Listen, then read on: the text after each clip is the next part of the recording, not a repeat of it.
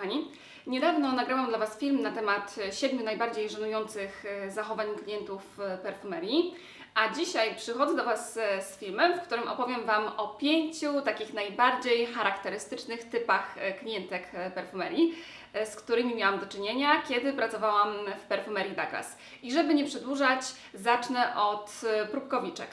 Ja już trochę o nich wspominałam przy okazji materiału o żenujących zachowaniach klientek, natomiast dzisiaj opowiem Wam coś więcej na ich temat.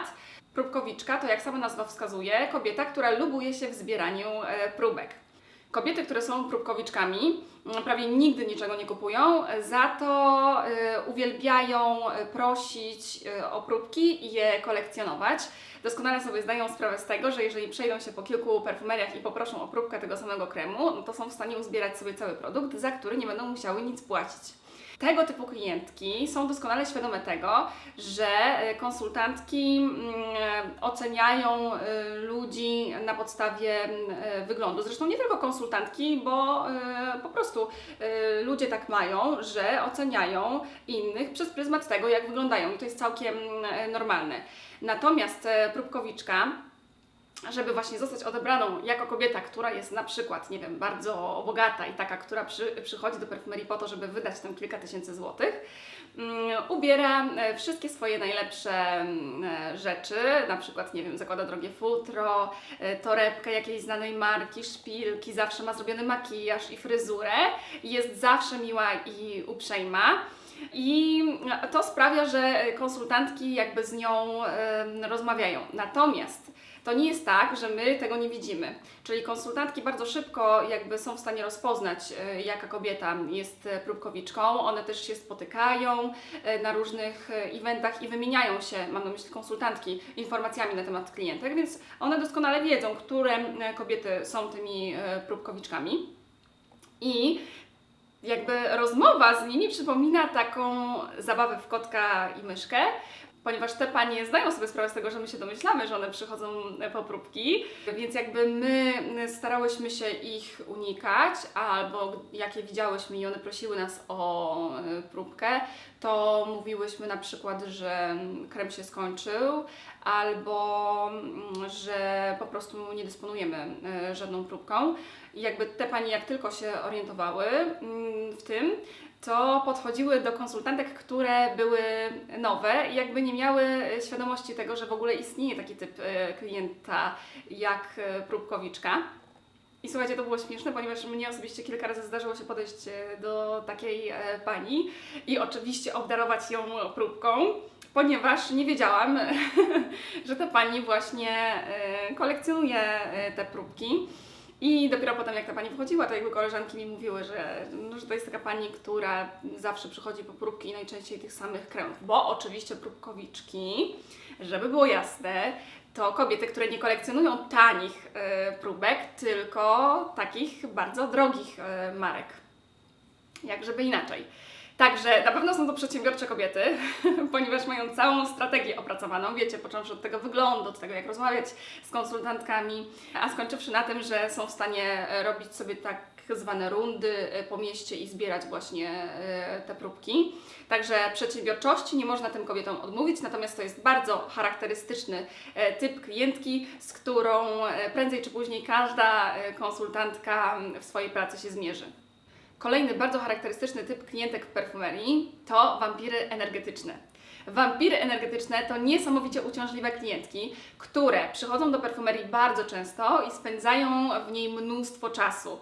Znają wszystkie nowości, wiedzą o większości rzeczy, jakie dzieją się w danej perfumerii, znają większość konsultantek, mają oczywiście swoje ulubione, którym zwierzają się ze swoich problemów, 1000 razy pytają na przykład, czy jakiś produkt jest dla nich dobry, czy nie. To są kobiety bardzo niezdecydowane, którym trzeba poświęcić mnóstwo czasu, a i tak nie ma się żadnej gwarancji, że taka klientka coś kupi. Jak wiecie, ja bardzo nie lubię takich kobiet. W sensie ja nie lubię kobiet niezdecydowanych. Sama jestem niesamowicie konkretna.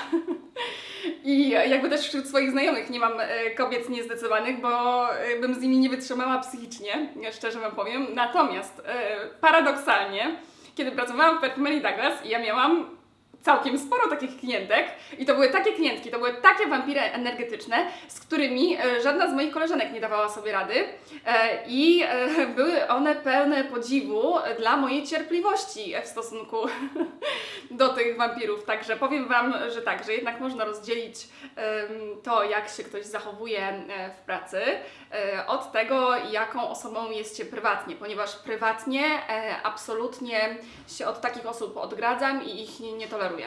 Kolejny bardzo charakterystyczny typ klientek perfumerii to klientka konkretna, czyli kobieta zdecydowana, która doskonale wie, czego chce, kobieta asertywna, która na ogół przychodzi do perfumerii już wiedząc wcześniej dokładnie, co kupi. To nie jest osoba, którą trzeba do czegokolwiek namawiać albo przekonywać, bo ona ma swoje własne zdanie i jakby nie szuka żadnych porad. I z punktu widzenia sprzedawcy czy też konsultantki, taka klientka konkretna to klientka typu Easy Money, ponieważ nie trzeba się nad nią zbytnio zapracować, nie trzeba często nawet z nią rozmawiać, ona i tak po prostu przychodzi i kupuje. To jest też kobieta, która bardzo rzadko nawiązuje stosunki przyjacielskie z konsultantkami, bo najczęściej ich unika. Ale jeżeli już to zrobi, jeżeli już się przekona do jakiejś konsultantki, to wtedy jest naprawdę wierną i fantastyczną klientką. I ja bardzo lubiłam takie kobiety, bo jakby, wiecie, no to jest tak, że lubicie osoby podobne do siebie. Ja też jestem osobą konkretną, która wie, czego chce i dlatego lubiłam takie klientki. I z jednej strony nie rozumiałam, że jakby nie chciały za bardzo z nami, ze mną, z konsultantkami rozmawiać, a z drugiej strony bardzo żałowałam, że właśnie nie udało mi się do nich zbliżyć. Czwarty, niezwykle charakterystyczny typ klientek perfumerii to klientka problematyczna. I jakby w tym słowie problematyczna zawiera się wiele różnych cech. Problematyczna jest klientka, która zrzędzi, marudzi, która jest niecierpliwa, która jest najzwyczajniej w świecie wredna albo złośliwa, która na Was krzyczy. To jest każda klientka, która sprawia jakieś problemy, stąd też nazwa moja właśnie problematyczna. Także jak widzicie, ten typ klientki obejmuje bardzo szerokie spektrum takich typowo kobiecych zachowań. Uważam, że nie warto tutaj wyróżniać dodatkowych typów na, nie wiem, złośliwą, niezadowoloną z życia i tak dalej, bo to nie ma większego sensu.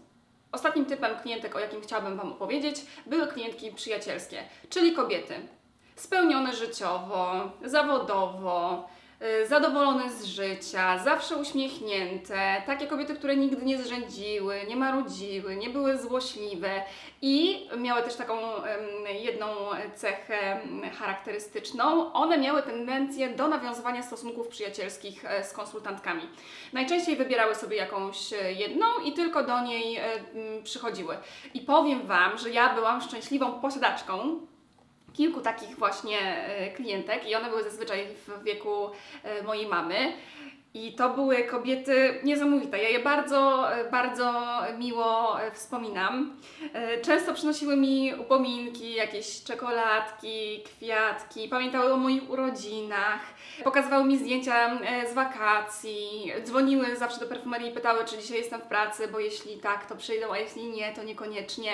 Ja bardzo, bardzo lubiłam te kobiety i powiem Wam, że było mi niesamowicie miło, jak odchodziłam z pracy i one wiedziały, że ja odchodzę z Douglasa, to przyszły się ze mną pożegnać, dały mi różne prezenty.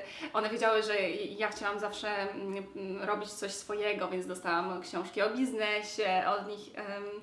Także no nie wiem, bardzo żałuję, że nie mam z nimi dzisiaj kontaktu, chociaż myślę, że gdybym chciała, to bym spokojnie mogła go ponownie nawiązać.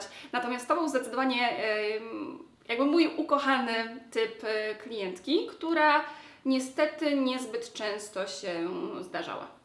Teraz, jak się tylko zastanawiam nad tym, jakim typem klientki jestem ja, ponieważ ja czasami robię zakupy w perfumeriach, to powiem Wam, nie wiem, pewnie nie będzie to dla Was nic dziwnego, że ja jestem typem tym konkretnym, czyli ja doskonale zawsze wiem, czego chcę, jestem typową Zosią Samosią, nie cierpię, jak się do mnie podchodzi w perfumerii i mi się oferuje pomoc, ponieważ zawsze mam wrażenie, że ktoś będzie mi chciał coś, mówiąc kolokwialnie, wcisnąć, nie zaprzyjaźniam się z konsultantami, konsultantkami, chociaż wiem, że takie znajomości łączą się z różnymi profitami, może kiedyś Wam o tym opowiem. Natomiast ja po prostu zawsze wiem, czego chcę, po co przychodzę i dlatego bardzo ciężko jest ze mną nawiązać jakąkolwiek relację, zwłaszcza przyjacielską. I jestem taka nie tylko w perfumeriach, ale też w każdym innym sklepie. Po prostu nie lubię, jak mi ktoś doradza, bo nie widzę w tym większego sensu i też jak chodzę na zakupy, to nigdy nie chodzę z koleżanką, tylko chodzę po prostu sobie sama. Także tak, taka jestem. Natomiast bardzo ciekawi mnie, jakim typem klientki jesteście Wy. Dajcie mi proszę znać w komentarzach, czy jesteście którymś z tych 5, o których Wam dzisiaj opowiedziałam, czy może jeszcze jakimś innym, albo mieszaniną kilku z nich. Póki co bardzo Wam dziękuję za uwagę. Informuję Was również, że na blogu zamieściłam wpis na temat tych 5 najbardziej charakterystycznych typów klientek perfumerii, także jeśli macie ochotę, to zajrzyjcie. Link znajdziecie pod spodem. Jak również, tak jak zwykle, listę kosmetyków, za pomocą których wykonałam dzisiejszy makijaż, a także linki do wszystkich mediów społecznościowych, w których jestem obecna. Gorąco zachęcam Was do subskrypcji mojego kanału. Tymczasem bardzo Wam dziękuję za uwagę i poświęcony czas i do zobaczenia w kolejnym filmiku. Pa, pa!